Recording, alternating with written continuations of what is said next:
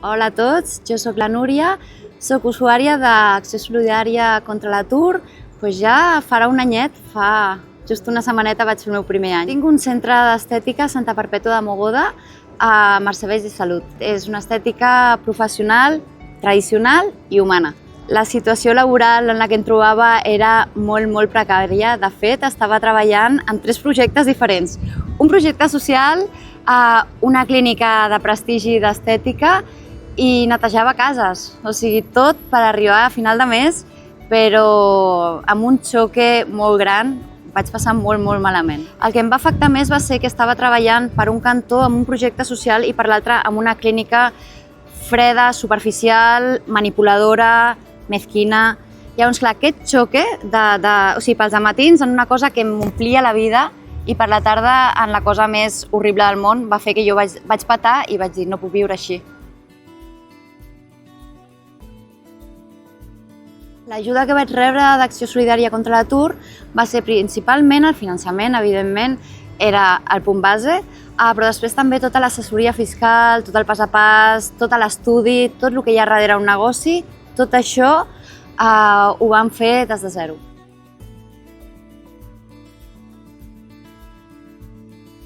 Per mi, la figura del tutor va tenir un impacte molt gran, de fet essencial. Va ser un acompanyament molt pròxim que ho necessitava, em va saber explicar, em va ajudar a tocar de peus a terra. Si no hagués tingut un tutor tan proper, no hagués pogut tirar endavant el projecte.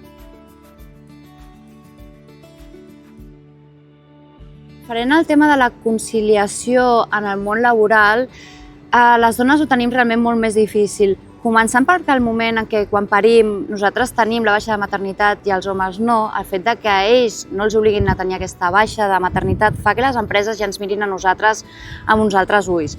No vull entrar en polèmiques. De totes maneres, sí que m'ha trobat molts problemes a l'hora de conciliar. Si els meus fills es posen malalts, jo no podia sortir, tenia que canviar dies. Era impossible en molts casos i no teníem familiars per poder fer-ho. Llavors era com sí o sí, no era viable.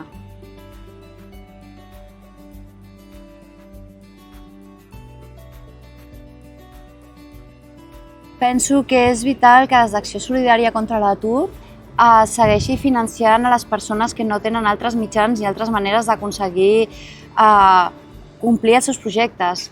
Principalment perquè després volem comerç proper, volem persones de proximitat, comerç de proximitat, però és que l'estem perdent.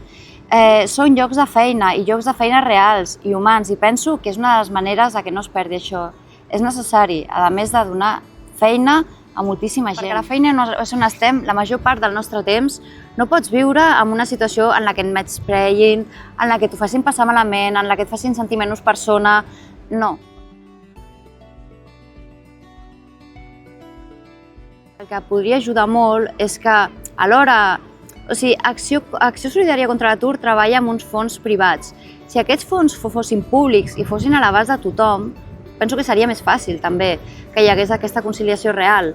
Si tots tinguéssim les mateixes oportunitats, però clar, és una mica comunisme això, no ho sé, és una mica una utopia, però per això m'agrada una mica tot el que està fent la Fundació, perquè realment dona aquesta proximitat a persones que d'una altra manera no ho tindrien, llavors equilibra la balança. Lamentablement estem en una societat que és molt racista i ha de fer molta feina, llavors, suposo que és picar pedra, és molt complicat.